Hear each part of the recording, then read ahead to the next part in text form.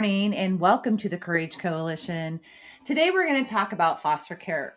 Last week's episode, you were able to hear a perspective of not only another foster parent, but also someone who has worked deep in the system and also was a foster child themselves. So I'm going to work my hardest to bring you more conversations about foster care because, as you know, it is so deeply important to me, but more so, it is so deeply important that as a culture, as a society, we begin to understand every piece of the system, not just one, not just what we're told, not just the statistics, not just your neighbor next door's experience, not just your aunt and uncle's experience, but the system as a whole. And I think the more we talk about it, the more we share about maybe the downfalls, the pivots, the beauty, because there is beauty in the system too. And I say that with a grain of salt because obviously, when you have a system based around trauma, how can there be beauty? But there can be beauty. And there's multiple stories out in the world about the beauty, about the gift of one person bringing a child in and loving them and what that did for that child's life, about one person who stood up and advocated for something different and how that changed another system.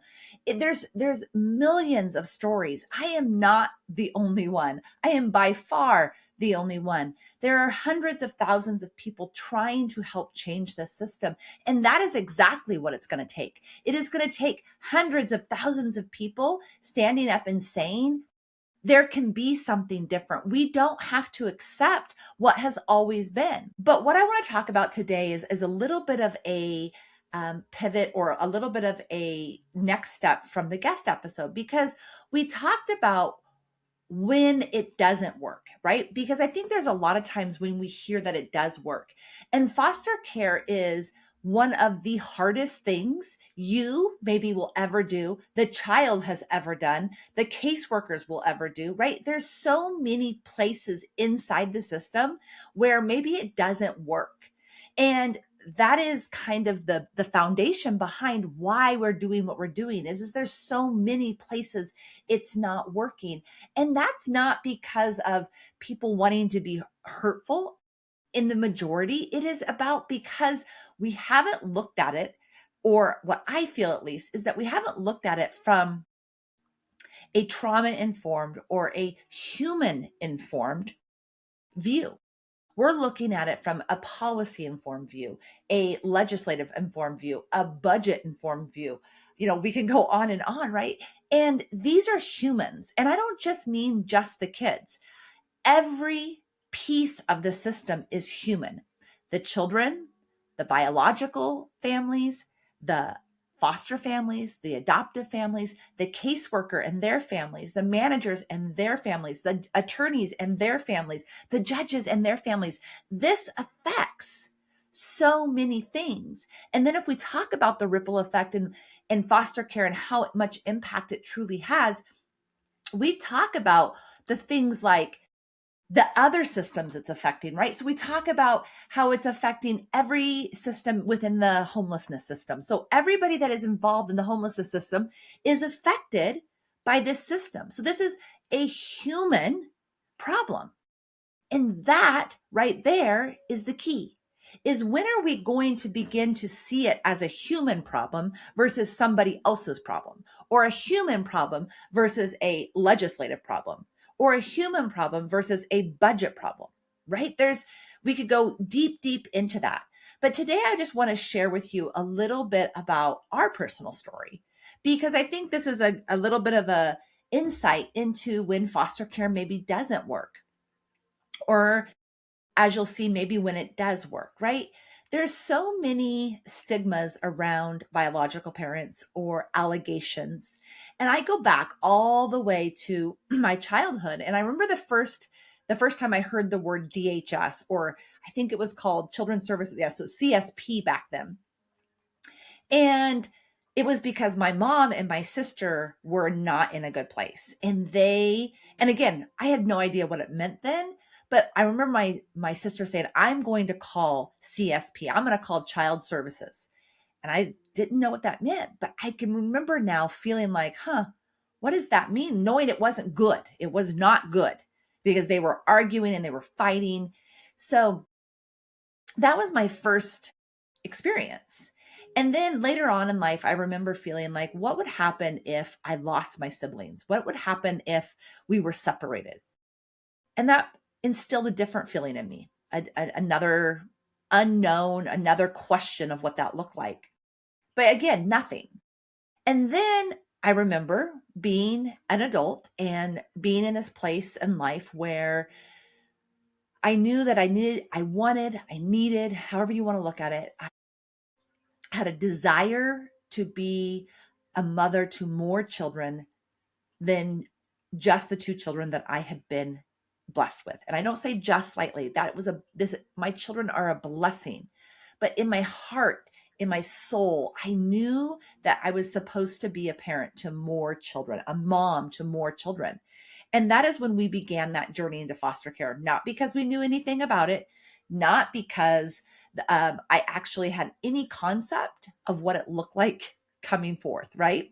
It was a very, very naive decision we made to walk into this system.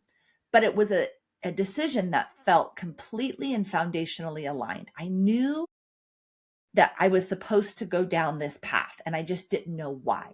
As we walk through that journey, there's many, many stories, but I want to talk about the first time it didn't work. And that was our very first case. And it didn't work for many reasons. It didn't work because I was naive. Chad was naive. We were naive as a family. We believed that it was supposed to look a certain way. There was this grip, right? And we had two little boys. And honestly, I can sit here and say our oldest daughter, who we adopted, it was her biological half siblings. That's another story for a different day. But we had these two boys and we had them for almost 20 months. So very long time. When they came to us, they were 2.5 and 4. And so over the course of the time we had them, I think they were almost 4 and 6. So a long time, a lot of development. And there was so many stories within that. But what came up is that they were up for adoption. And in my bias, because I will say it, there's been so many bias I have undone over the course of those 15 years and then after that. But in that bias, I believe that because the older child was not safe to the younger child, that they should not stay together. And so we're not going to adopt because that is not right. And I chuckle a little bit because, yeah, that's a great thing. But one, I had no understanding of what that that child had experienced, the beliefs in which he believed because they were instilled upon him, the work we could have done with him. And we had already done a lot of work, you guys. This is not like we just believed that he should change. A lot of counseling had happened, but not the right kind of counseling. And this is what I'm coming back to, just so you know. The right kind of counseling was never information that I knew or I learned. And I say right with a grain of salt, but there are many different kinds of counseling. But we had him in counseling and we had him in grief counseling and we had him in camps and there's so many things. But what it came down to is we believe that for our family, this was not the right situation, that having this kind of experience in our home was not good for our two biological children, and it was not good for that younger child. And so because we would not adopt them both, they told us we could not adopt either. And then immediately what happened is they were ripped from our home. And going back, I wish I could have known at that point that I actually had the right to call a court hearing and say, this is not in the best interest of the children. Moving them without an adoptive placement is not the best interest. And we have to demand differently, right? But I didn't know that. It was my first case. I didn't even know in that case that we could go to court hearings. And what I learned that is when we went to court hearings, even though we didn't have a voice, we had a relationship with the judge, we had a relationship with the attorneys, and they could help us advocate. Again, you don't know until you know. But again, going back to the fact that we are not humanizing this system. Why weren't we taught that? Why wasn't that a part of our training? Because we make the job harder? because there's more voices making things more complex. But isn't that the point? Isn't the point to advocate for these children in the best possible way, even if it makes it harder, right? But that first 18, 20 months, we had none of that information. We were not told any of those things. Was that caseworker? Is that training? Is that systematic? It doesn't matter. What matters is that something more should be happening.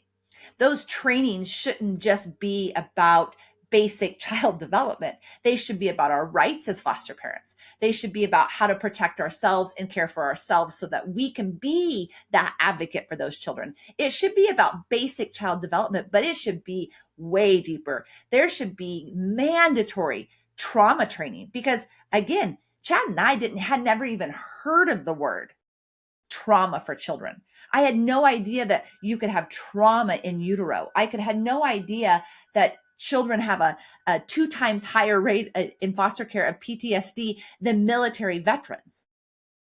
Why isn't that taught?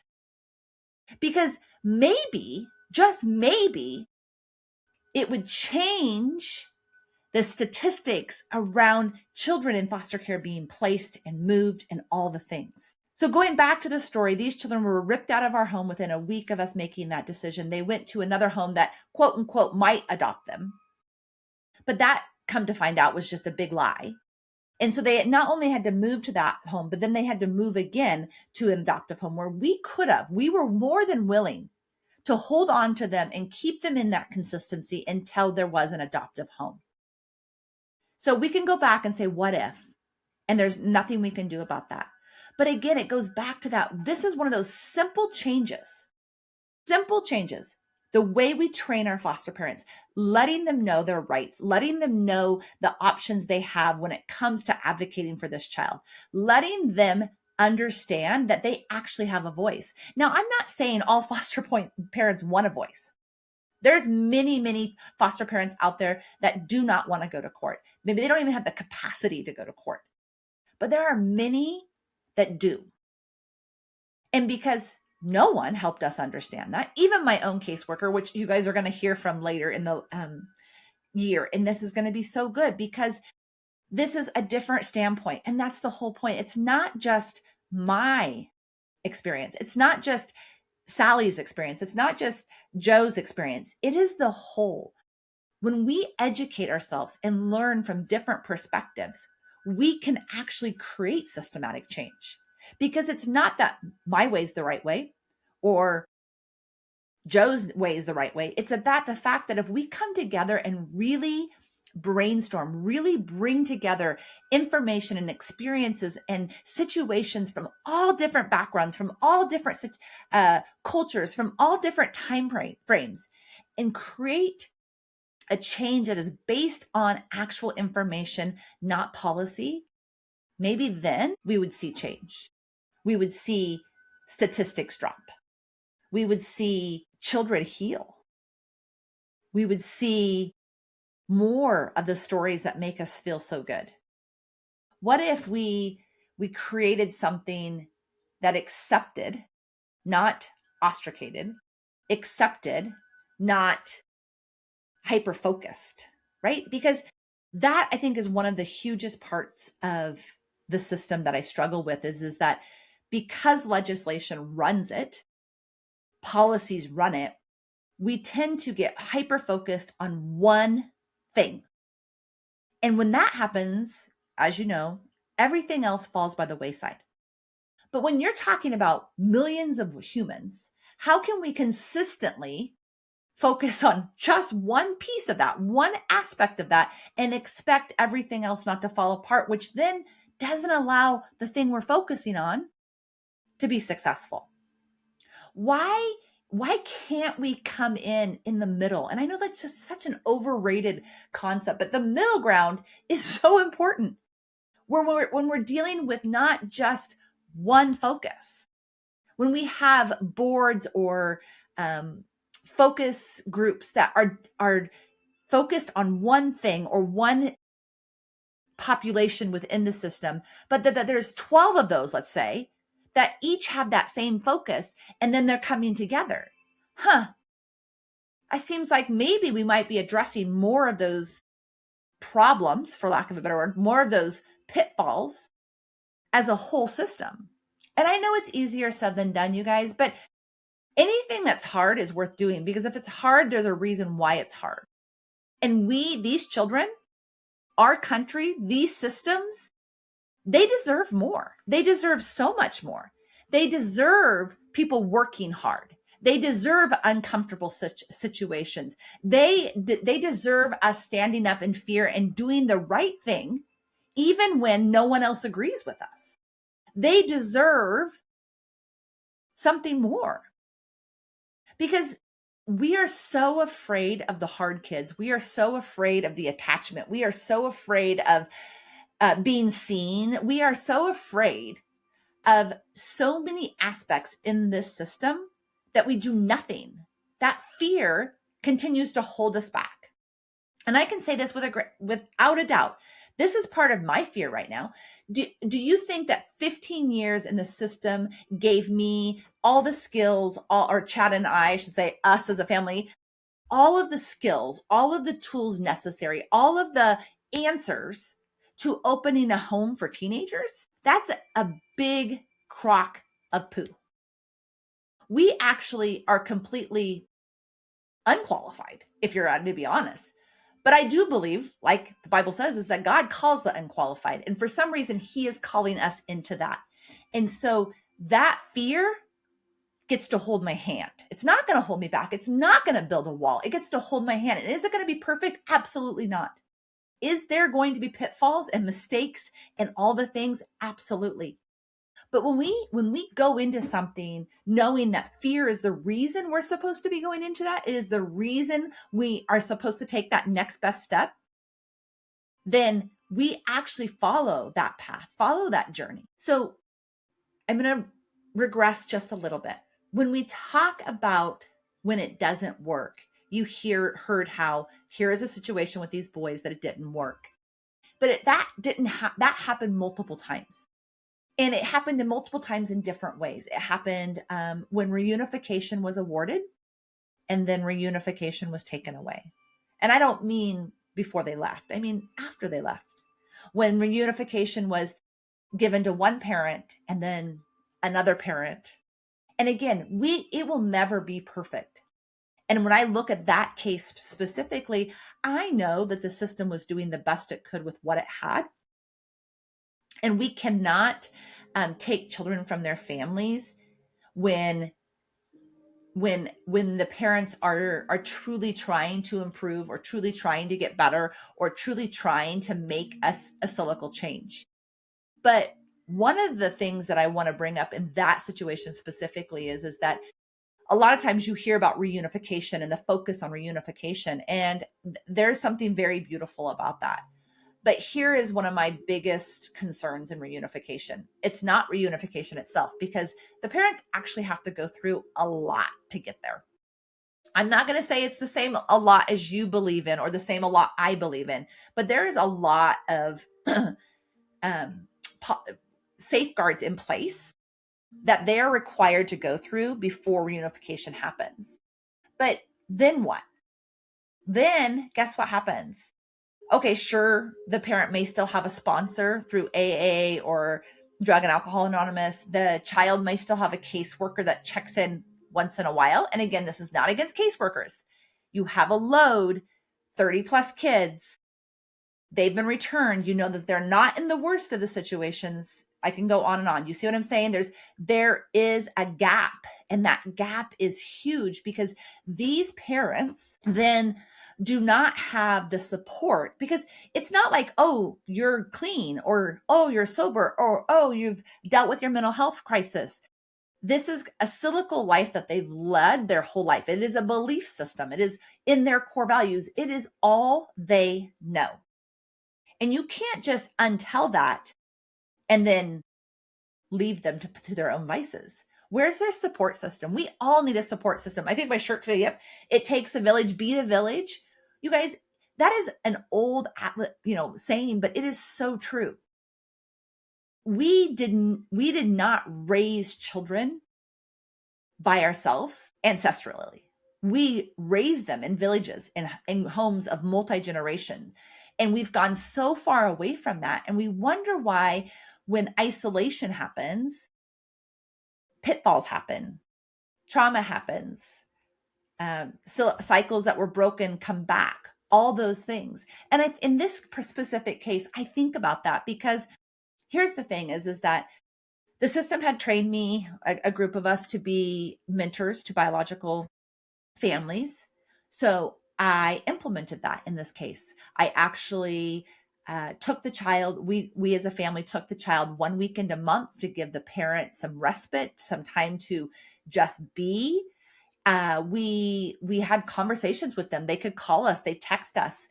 We would call them and check on them. We helped them get their apartment settled. I could go on and on. But again, we had no tools or what do I want to say, leverage if something started happening. And I didn't even know who their caseworkers were anymore because that wasn't something that I was told. And again, not my information. I understand that. But who is checking in on these people? Who are making sure that they're supported? And if they slip up, who's pulling them back up that hill? And the answer is nobody. And I understand that some people are like, it's their responsibility. I understand that. I'm a mother. I understand that. But I also understand that these are adults who were those children at one time. You have to understand that most biological parents that are in the system, most, I don't say all, came from the same cycle. And we keep asking ourselves, why isn't it changing? Because nothing's changing. Nothing's changing. We're doing the same thing over and over again and asking ourselves why something isn't changing. That's insanity. That's all that is insanity. So we have to be able to take the prejudice, take the expectation, take the systematic, this is the policy we followed, why didn't it work, out of it, and ask ourselves, what can we do differently? Whether you're the foster parent, whether you're the caseworker, the judge, the attorney, the system as a whole, and not believe that if we just dump billions into one specific thing, then we're going to fix it. And the reason I'm talking about this is because, once again, we're doing the same thing. We believe right now, legislative wise, because group homes have such a bad historical place, that they made a federal legislation says that if a child is in a group home, and I'm going to go into this a little bit more, a group home for 12 can only be in a group home for 12 consecutive months in one home, or 18 consecutive months in multiple homes. So if you know anything about the foundation and why we're doing what we're doing, you understand that this is literally what we're trying to stop. We're trying to stop these kids being moved multiple times in this critical time in their life, these late years, for the last 4 years of being in care before they age out, so that they can actually begin the cycle of healing, the cycle of understanding what it means to be supported and seen and taken care of, and learn tools and resources, not being told exactly what to do every minute of your day, and then being released to the world and saying, okay, good luck. So the federal policy is actually doing exactly what we're trying not to get it to do. Now, let me revert a bit, because I understand the why behind the policy, you guys. I do. I understand that too many times, group homes, some of the horrible, horrible things that have happened in group homes is absolutely asinine. But it's not just group homes. We can go back and find these stories in every system in the world, right? But what if the group home policy didn't have such a black and white standard? That's my question. Because group homes don't have to be 60 people, 60 children in one home with, staff that never actually want a relationship with them. What if we changed what a group home looks like versus the time frame in a group home? And when I talk about that, I'm talking about exactly what I've shared with the homes that we have visited. These are family style living. This isn't group home circumstances. family style living, but they're considered a therapeutic group home in order to get the services for the kids that they need. You guys, I'm not going to make a statistic here about every state, but in the state of Oregon, which is where we did foster care, if you took in a teen and you just divided that time by 24 hours a day, 30 days a month, you got paid like 26 cents an hour. Okay, let's just say that you could devote all of that money to that child, nothing else. Like there was no reason that you can do anything else. That's not the typical, but let's just say that's is.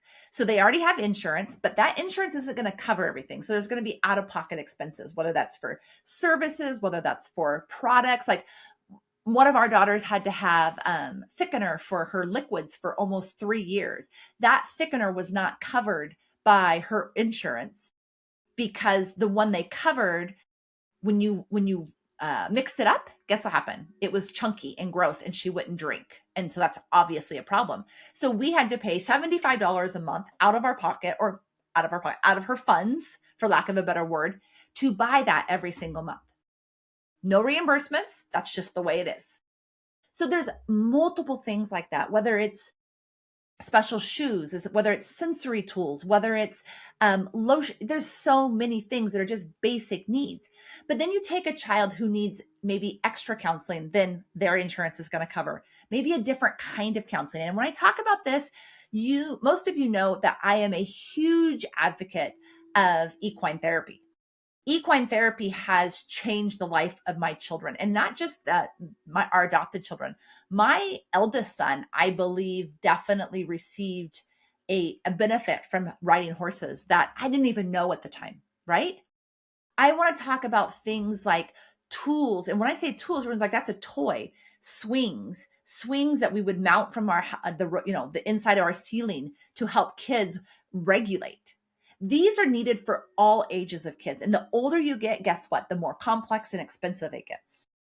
And so therapeutic care, in order to actually get them the services they need, basic level care is not an option. And you can't start something. I guess you can. If you're out there and you have grants you know about, and if you know rich people that want to donate back to the foster care system and these kiddos, please hit me up.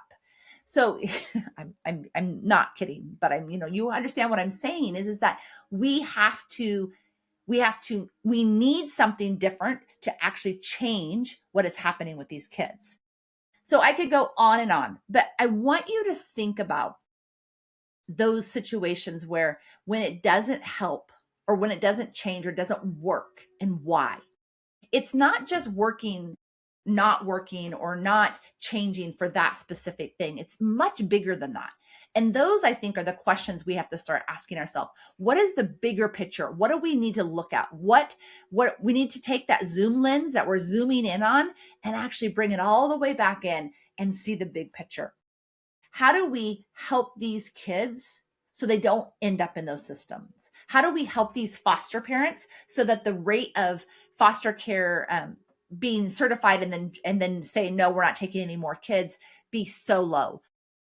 How do we change how these foster parents are helped and trained in the beginning to help these kids? How do we help these kids stay longer in situations? How do we help these caseworkers not get so burnt out, right? There's so many things, but it's not about one situation. It's about the big picture. And we have to start looking at it that way. We have to start looking at it from the very, very wide angle and ask ourselves, how can we begin? And none of us are going to have the answer, but all of us have something. And I'm going to come back to this always, always, always. Everybody can do something. And you have to ask yourself, would I do it for one? And if the answer is yes, then you need to step forth within that fear, holding hands with that fear, not fighting it, not pushing it back, holding hands with it and going forward. So I hope that something today brought some awareness, because that's my whole point, is awareness. Brought you maybe some interesting questions to ask yourself about bias with regards to the system, or expectations or thoughts that you thought were the way it was. And again, if you've ever have any questions, please feel free to reach out. Remember to download and share. That is how we bring awareness. That is how we share the message. And remember always, love you, mean it.